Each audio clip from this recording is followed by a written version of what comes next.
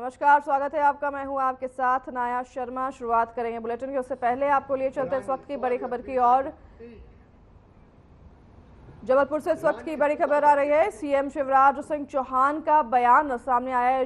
राजा शंकर शाह, रघुनाथ शाह हमारी प्रेरणा है, बयान देते हुए उन्होंने कहा है। आपको बता दें कि रानी दुर्गावती बनाया जाएगा स्मारक, इतना उन्होंने बड़ी खबर देते हुए जबलपुर से सीएम शिवराज सिंह की बड़ी खबर सामने आ रही है। बयान देते हुए उन्होंने बताया मदन महल के पहाड़ पर स्मारक बनेगा। वहीं आदिवासियों के लिए 14 घोषणा अमल में लाई गई है। वाहनों को 400 रुपए में सिलेंडर दिया जाएगा। शिवराज सिंह ने बयान देते हुए घोषणा की है कि अब से 400 रुपये में सिलेंडर दिए जाएंगे बहनों को। जबलपुर से उस वक्त की बड़ी खबर आपको बता रहे हैं। सीएम शिवराज सिंह चौहान का बड़ा बयान सामने आया है।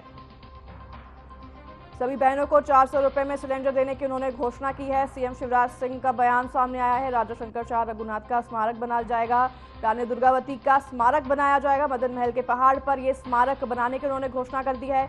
वहीं आपको बता दें कि अब बहनों के लिए 400 रुपया सिलेंडर देने की घोषणा भी सीएम ने कर दी है। रानी दुर्गावती का स्मारक बनाने की घोषणा ऐलान कर दिया है उन्होंने। मदन महल के पहाड़ पर यह स्मारक बनाने की घोषणा कर दी है। साथ ही सभी बहनों को 400 रुपया प्रति सिलेंडर देने की घोषणा भी सीएम ने कर दी है। जबलपुर से सख्त की बड़ी खबर बता रही हैं। मुख्यमंत्री शिवराज सिंह चौहान ने बड़ा बयान दिया है। बयान देते हुए उन्होंने घोषणाएं की हैं। सभी बहनों को 400 रुपये सिलेंडर देने की घोषणा कर दी है मुख्यमंत्री ने।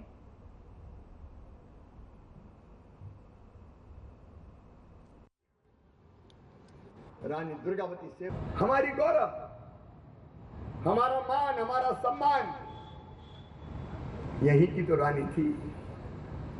मदन महल, गड़ा, मंडला, ये पूरा क्षेत्र, सिंग्रामपुर, इसी पे तो रानी राज करती थी।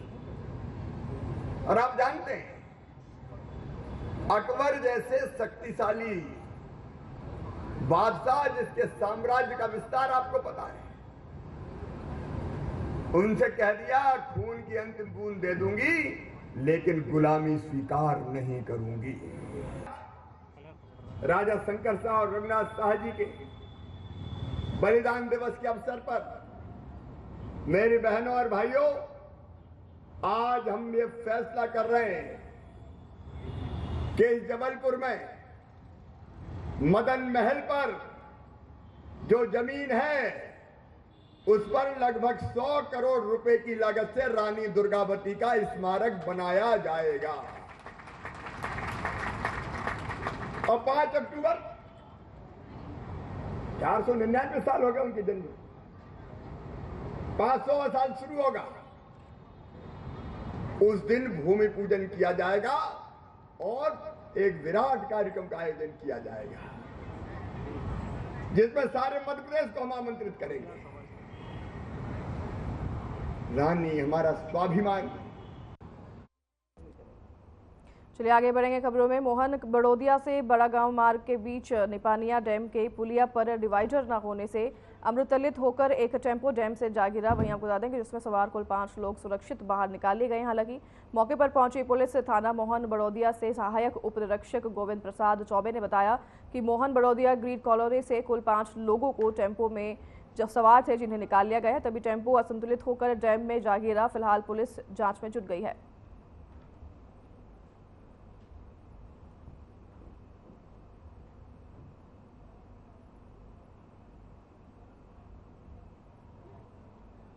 मिली थी कि एक टेम्पो अपने जो ये डैम है, डैम से इसके पुलिया की साइड में गिर गया है।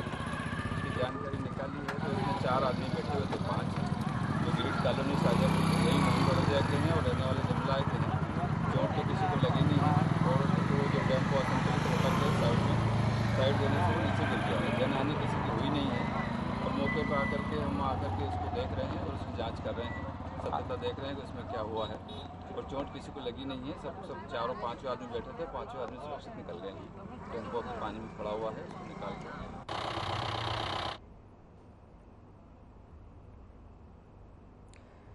इंदौर में 24 घंटे में हत्या की दूसरी वारदात हुई है। बता दें अशोकनगर में दोहरा हत्याकांड हुआ है और इस वक्त की बड़ी खबर बता रहे हैं आपको। एरोड्रम पुलिस और एसएफएल की टीम मौके पर पहुंची है।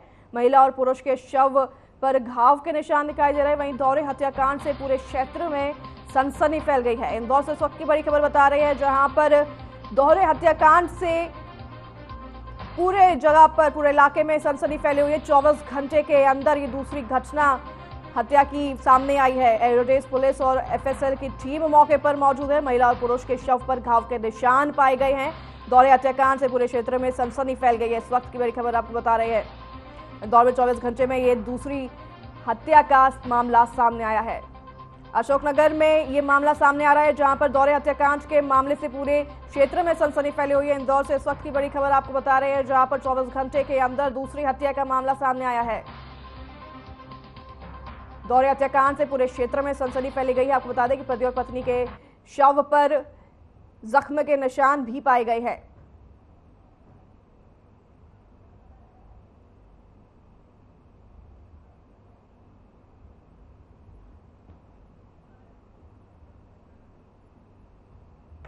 इंदौर में 24 घंटे के अंदर ये दूसरी हत्या का मामला सामने आया है, जहां पर 2 लोगों की हत्या कर दी गई है। इस घटना से पूरे इलाके में हालांकि सनसनी फैली हुई है। पुलिस पूरे मामले की छानबीन में जुट गई है। 2 लोगों के शव बरामद किए गए हैं। महिला और पुरुष के शव बरामद किए गए हैं, जिन पर घाव के निशान भी पाए गए हैं। आपको बता दें कि 24 घंटे के अंदर ये दूसरी हत्या की वारदात है इंदौर में। और इंदौर से इस वक्त की बड़ी खबर ये बता रहे हैं आपको, अशोकनगर में ये हत्याकांड का मामला सामने आया है और 24 घंटे के अंदर ये दूसरी हत्या का मामला सामने आया है, जिससे पूरे क्षेत्र में सनसनी फैल गई है। पुलिस को महिला और पुरुष का शव बरामद हुआ है, जिस पर घाव के निशान पाए गए हैं। हालांकि इस पर कोई खुलासा फिलहाल नहीं हो सका है। पुलिस पूरे छानबीन में जुट गई है पूरे मामले के और आगे की कार्रवाई में जुट गई है। इस हत्या से पूरे इलाके में, क्षेत्र में सनसनी फैली हुई है। इंदौर में 24 घंटे के अंदर दूसरी हत्या की घटना सामने आई है।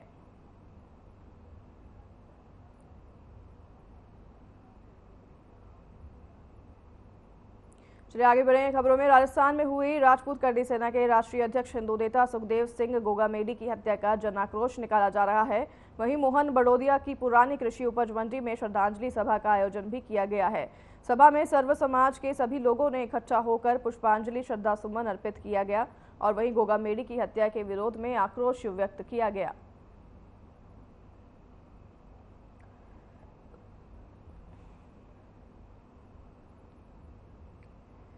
करनी सेना के अध्यक्ष गोगामेडी की हत्या पर सभी लोगों में आक्रोश देखा जा रहा है। वहीं अब करनी उन्हें श्रद्धांजलि दी गई है। श्रद्धांजलि देने की सभा का आयोजन किया गया है।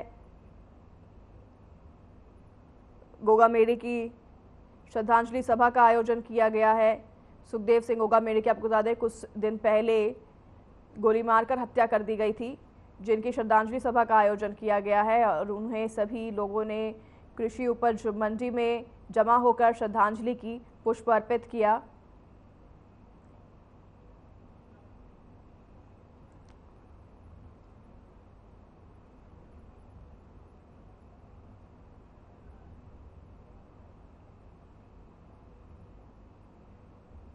राजस्थान में हिंदू नेता सुखदेव सिंह गोगामेडी की हत्या का जन आक्रोश सभी जगह देखने को मिल रहा है। वहीं खंडवा जिले के छेंगाव माखन में सकल सिंह हिंदू समाज द्वारा सभी लोगों के साथ मिलकर धर्म सभा कर सुखदेव सिंह गोगामेडी को श्रद्धांजलि अर्पित की गई। साथ ही जन आक्रोश के साथ कैंडल मार्च भी निकाला गया, जिसमें सुखदेव हम शर्मिंदा हैं, तेरे कातिल जिंदा हैं, सुखदेव दादा अमर रहे के नारों के साथ आक्रोश मार्च नगर के मुख्य मार्ग से निकाला गया।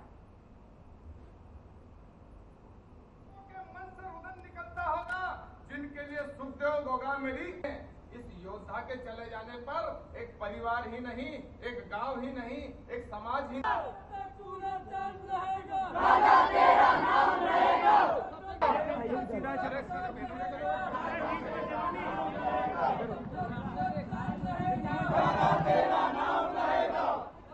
लोगों के मन से रुदन निकल।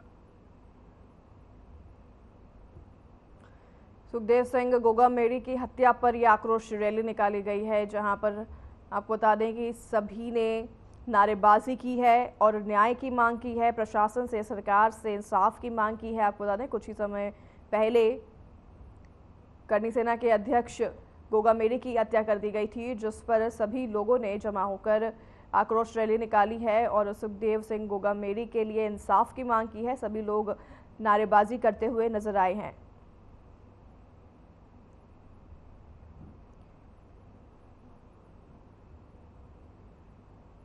सभी ने कैंडल मार्च भी निकाला है। गोगा मेरी के पोस्टर्स लेके नारेबाजी करते हुए नजर आए हैं लोग। कैंडल मार्च किया है और प्रशासन और सरकार से इंसाफ की मांग की है। कुछ समय पहले गोगा मेरी की गोली मारकर हत्या कर दी गई थी। आपको बता दें कि सुखदेव सिंह गोगा मेरी करनी सेना के अध्यक्ष जिनकी गोली मारकर कुछ समय पहले हत्या कर दी गई थी, जिस पर जन आक्रोश देखा गया है और लोगों ने जमा होकर इंसाफ की मांग की है।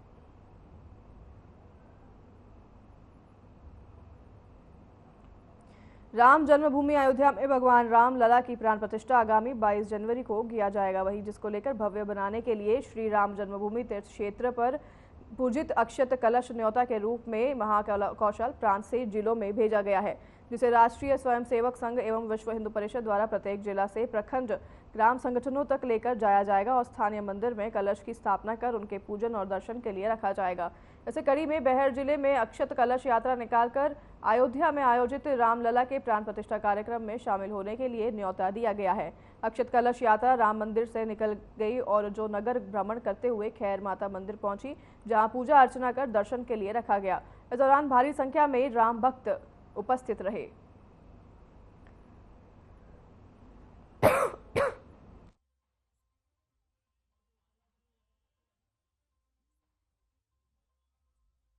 यहाँ जो अक्षत कलश आया है वो भगवान राम के जन्म स्थान अयोध्या से आया है और पूरे विश्व में एक खुशी की लहर है कि जो हमारे आराध्य देव रामचंद्र जी भगवान है, उनका मंदिर भव्य बन रहा है। उसमें हम सभी लोग सौभाग्यशाली हैं जो अपने नजरों से देख पाएंगे। हमारे जितने पूर्वज थे उन्हें अनेकों लड़ाइयाँ लड़ी और आताताइयों से अभी जाकर के वो मंदिर छुड़ा करके हमारा मंदिर बनने को तैयार किया।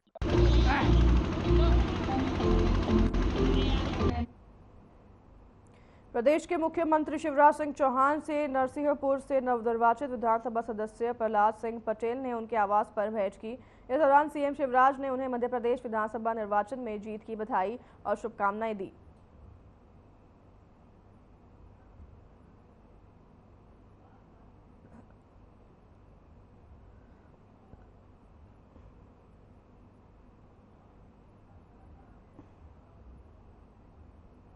बड़वारा विधानसभा से बीजेपी प्रत्याशी धीरेन्द्र बहादुर सिंह धीरू ने 50,953 वोट के अंतर के साथ जीत हासिल की है। इसे विधानसभा में बीजेपी ने एक तरफा जीत हासिल की है। बीजेपी की शानदार जीत होने पर पार्टी के कार्यकर्ताओं में हर्ष का माहौल रहा। वहीं कार्यकर्ताओं ने जीत के बाद प्रत्याशी को फूल माला पहनाकर मिठाई खिलाकर जीत की शुभकामनाएं दी।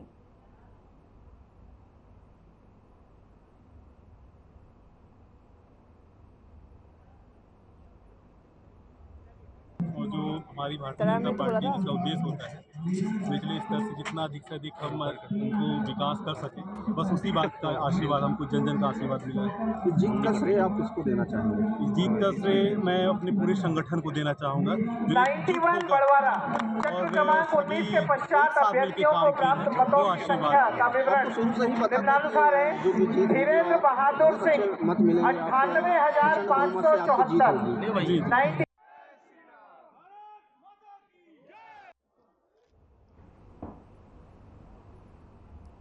मंदसौर में जो काम नगरपालिका के कर्मचारियों को करना था, वही काम आज कांग्रेस से चुनाव लड़कर विधायक बने विपिन जैन ने किया है। उन्होंने नदी के दूसरे छोर पर पहुंचकर शिवनाग में मृत पड़ी मछलियां, कांजी और जलकुंभी को बाहर निकाला और ट्रैक्टर में भरकर भिजवाया। विपिन जैन नगरपालिका के कर्मचारियों से उपकरण लेकर नगरपालिका का मेला साफ करते नजर आ रहे हैं। वहीं सफाई के दौरान विपिन जैन के साथ कांग्रेस के नेता भी मौजूद रहे। बहुत से नेता दूर से ही हाथ हिलाते हुए नजर आए। वहीं कुछ नेता विपिन जैन के साथ हाथ बटाते भी नजर आए।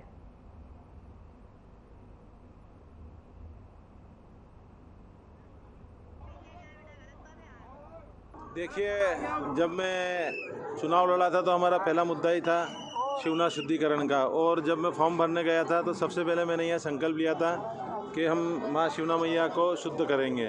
और आज मंदसौर का गौरव दिवस है, तो हमने सोचा कि आज से क्यों नहीं इसकी शुरुआत की जाए। तो हमने आज से आंशिक रूप से इसकी शुरुआत की है। और मैं आपके माध्यम से मंदसौर की जनता को भी आह्वान करता हूं कि शिवना शुद्धिकरण अभियान से आप सब भी जुड़ें। और हम सबका दायित्व है कि शिवना मैया को हम शुद्ध रखें। तो शिवना मैया में हम कोई कचरा करकट कुछ भी ऐसा नहीं डालें। विधायक जी, अब आपके लिए सबसे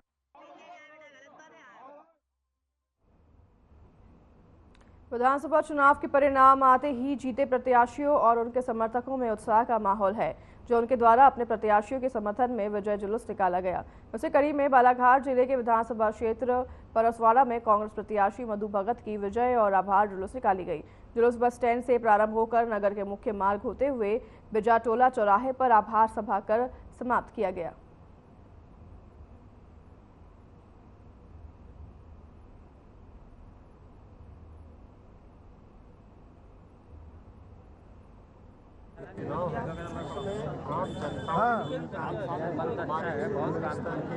हमारे सेक्टर स्तर के, हमारे मंडल स्तर के, ब्लॉक स्तर से विधानसभा के सभी कार्यकर्ताओं के जनताओं की जीत है। ये हमारी जीत नहीं, हमारी जनताओं की जीत है।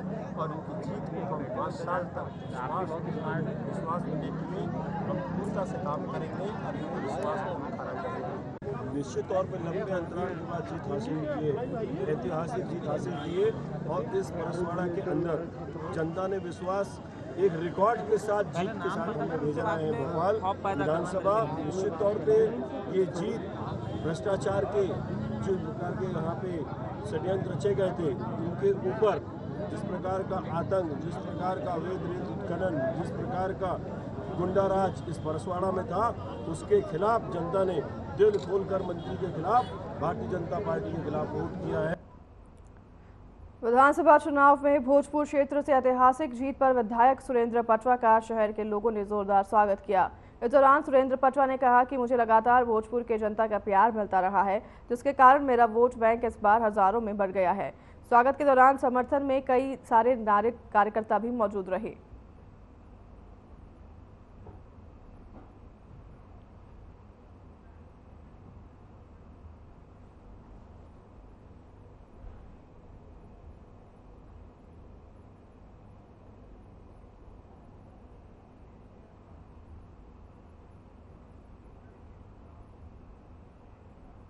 मां नर्मदा नदी को जीवित इकाई का दर्जा मध्य प्रदेश शासन ने दिया है, लेकिन जिले में कंपनियां सिंडिकेट बनाकर मां नर्मदा को खोखले करने में लगी हुई है।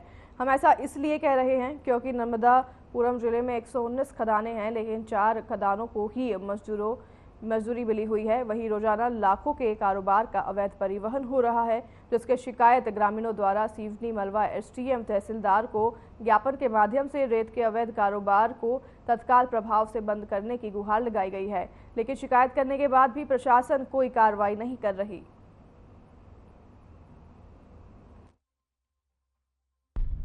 नमस्कार, आप देख रहे हैं आर्यन टीवी। मैं हूं आपके साथ पूजा। हम पहुंचे हैं सिवनी मालवा, नर्मदापुरम जिले की सिवनी मालवा की बाबरी खदान में। एक खदान जिसकी अभी तक रॉयल्टी नहीं हुई है, लेकिन फिर भी राजपत्र अधिनियम की धड़ल्ले से सब धज्जियां उड़ाई जा रही है। चारों तरफ आप मेरे पीछे देख सकते हैं, बालू ही बालू बिखरी पड़ी है, लेकिन पोकलेन मशीन नर्मदा में वर्जित है। उसके बावजूद यहाँ पोकलेनें उतारी जाती हैं, गड्ढे किए जाते हैं गहरे गहरे। यहाँ मैं अपने सहयोगी से कहूँगी वो बताए कि 20-20 फीट गड्ढे खोद दिए गए हैं। ग्रामीणों को इससे आक्रोश है, वो नर्मदा बचाओ समिति में काम करते हैं, माँ नर्मदा को बचाना चाहते हैं, लेकिन कुछ लोग अपने पैसे के दम पे यहाँ अवैध काम कर रहे हैं। हम इन्हीं से बात करते हैं, क्या है इनकी परेशानी और क्या चाहते हैं ये। क्या परेशानी है? ये बाहर से पावर में एक कंपनी आई हुई है, तो ये क्या है कि हमेशा अपने 100 से 150 डंपर डेली के यहाँ से निकाले जाते हैं यहाँ पर, और रात को ये करते हैं और दिन में धड़ंगे से देख सकते हैं आप, पोकलेन मशीन ऊपर चढ़ा लेके। वो हमें भी दिखाई दे रही है, वो यहाँ से कुछ ही दूरी पर है, तो क्या। और ये गड्ढा भी देख सकते हैं आप यहाँ पर, इतने बड़े पोकलेन से ही खुदाई होती है। हाँ, पोकलेन से खुदाई होती है। मशीनें तो वर्जित है, लेकिन नहीं तो मशीन माई में थोड़ी ना वर्जित रहेगी, हमको नहीं करने देना है चीजें। नर्मदा में तो वर्जित है ना, नर्मदा में तो मशीनें पोकलेनें उतारी जा ही नहीं सकती है। हाँ तो बिल्कुल वही तो हमारा यही है ना कि हमारा प्रशासन हमारी सुनता भी नहीं है। फोन लगाते तो फोन नहीं उठाते हैं वो हमारे। क्यों, आप लोगों ने कभी कोई ज्ञापन कोई कुछ नहीं, ज्ञापन भी दिया, लेकिन उस पर किसी से बात करने की कोशिश की अधिकारियों से? कोई सुनवाई नहीं होती हमारी उस पर। क्यों चाहते हैं आप कि ये सब ना हो? बिल्कुल कि हम नर्मदा मैया को बचाना चाहते हैं। मतलब ये जो गड्ढे होते हैं इससे हमारा वाटर लेवल है नर्मदा जी का, वो सीधे सीधा हम किसानों पर दिक्कत हो जाएगा उसके अंदर वाटर लेवल। किसानों को दिक्कत हो जाती है। क्या नाम है आपका? मेरा राजेंद्र सिंह नाम है मेरा। क्या परेशानी है आपको और क्या आज नर्मदा बचाओ आप एक अभियान कहें या जो भी कहें हम लोग ग्रामीणों की तरफ से क्यों चाहते हैं और क्यों आपकी कंपनी बात नहीं मान रही है? हमको बचाना नर्मदा जी को, और जो अवैध रेत जा रही है इसको रोकना हमारा। इसकी रॉयल्टी नहीं हुई है, उसके बावजूद यहाँ पे लोगों का कहना है जबरदस्ती यहाँ दादागिरी से ले जा रहे हैं। दादागिरी और हमने किस टाइप की दादागिरी? ये मारा ठोकी करी है अभी, 4 लड़कों को इन्होंने मारा है। क्यों मारा गया? ये जबरदस्ती, मतलब रेत हम लोगों ने रोकने की कोशिश की, इन्हें जबरदस्ती लठ चलाए और पैर में है। हम चाहते हैं कि ये उत्खनन रुक जाए, और नहीं रुका तो हम आगे तक इसकी कार्रवाई करने के लिए। तो अगर देखा जाए तो ये उत्खनन भी अवैध है, यहाँ से ले जाना परिवहन भी अवैध है, क्योंकि ये तो रॉयल्टी हुई नहीं है ना इसकी। तो बिल्कुल नहीं हुई है, अभी ये जबरदस्ती ले जा रहा है, अभी कुछ नहीं हुआ, खदान का सीमांकन भी नहीं हुआ है, ये जबरदस्ती दादागिरी से ले जा रहे हैं, और ये दादागिरी में हम बिल्कुल नहीं चलने देंगे। तो यहाँ के सरपंच जो है ग्राम के, कभी आपने उनसे बात करने की कोशिश नहीं? उनसे बात करी तो वो कुछ मतलब ग्रामीणों की सुनते नहीं है, और जबरदस्ती बोले क्या देख लेंगे, क्या करेंगे, प्रशासन क्या करे, ये सब सारी इस तरह की बातें एक जनप्रतिनिधि कहता है। हाँ, एक जनप्रतिनिधि, और हम लोगों ने उसको जिताया, और हम ऐसा ये अभी नर्मदा जी को ऐसा होने नहीं देंगे। आप चाहते हैं कि पोकलेन मशीनें ना उतरे, और जब तक इसकी रॉयल्टी ना हो यहाँ से अवैध रेत नहीं जाने देंगे। अगर जबरदस्ती जाए तो इसका बहुत बड़ा परिणाम भुगतना पड़ेगा। क्या नाम है आपका? लाल सिंह। क्या परेशानी का आपको? मेरे को परेशान जी है कि मेरा जो लांगे के यहाँ से हाथ बिगाड़ रही, मेरी हद मवेशी चलती है, इसका खाना बिगाड़ रही। ये बिगाड़ कौन बिगाड़ रहा है? ये सरपंच। सरपंच से कहते नहीं आपके हमारी हद में मत आइए? मैंने कह दी, मानती नहीं जी, हम गरीब आदमी लड़ने से डरते हैं बहुत ज्यादा। गरीब लोग। ये काका ऊपर पोकलेन खड़ी है जी, तो ये ऊपर क्यों खड़ी है? अभी दिन रात नदी में उतरती है? नदी में जो रात में उतर, अभी उतरी वो तुझे चली रात भर, मुझे घाट बनाया नहीं। अच्छा, ऊपर दिन में चढ़ जाती है और रात में नदी में उतर जाती है, रात भर चलती है? वो रात में चलाती है, 2 नंबर का धंधा है, क्या भगवान जाने उनका। रात को चलाते हैं? रात को दिन में सोते हैं? दिन में सोते हैं। दिन में सोते हैं। क्या नाम है काका आपका? मेरा नाम कमल भाई। ये सब आपका है ना? मेरा जो रकबा है पूरा, जो झांडी जितनी दिख रही, जो रकबा पूरा मेरा है। तो ये सरपंच आप कहते हो सुनता नहीं है आपकी? बिल्कुल नहीं सुनता, कहने दे देंगे कि एकड़ से बताओ, इनकी एकड़ से तू दुनिया का तो 2-2 लाख दे रहा है, मेरे को एकड़ बता रहे कि 10 एकड़ बता, 10 के हिसाब से पैसा दूँ मैं। नहीं चाहिए पैसा? की चाहिए? नहीं चाहिए? नहीं चाहिए, मैंने कि अब पैसा चाहिए ही नहीं, ठेकेदार से मिलूंगा जिसने घाट खरीदे उससे। क्या चाहते हो? आपकी जमीन आपको मिल जाए, बस यही चाहिए ना? ये लोग जबरदस्ती कर रहे हैं, अपना हक जता रहे हैं। ये हमारे साथ बाबरी के ग्रामीण थे जिनका कहना है कि अभी तक रॉयल्टी नहीं हुई, अवैध उत्खनन हो रहा है और अवैध ही परिवहन हो रहा है, जो ये नहीं चाहते। नर्मदा माई को ये लोग बचाना चाहते हैं, और यहाँ पे जो कंपनी के ठेकेदार हैं वो अपनी गुंडागर्दी भी करते हैं। ग्रामीणों के साथ मारपीट की जब उनके रेत के डंपर रोके गए, ये कहा गया कि यहाँ पे आप पोकलेन नहीं चलाएंगे और यहाँ से रेत नहीं जाएगी। उसके बाद 3-4 लड़कों के साथ मारपीट भी की गई। अब देखना यह है कि प्रशासन की आंखें खुलती है या वो कुंभकर्ण की नींद ऐसे ही सोते रहे, और नर्मदा का जो है, नर्मदा माई जिसे यहाँ कहा जाता है, उसका ऐसे ही अवैध उत्खनन होता रहेगा। कैमरामैन सुरेंद्र के साथ पूजा की रिपोर्ट। फिलहाल इस बुलेटिन में हमारे साथ बस इतना ही। नमस्कार।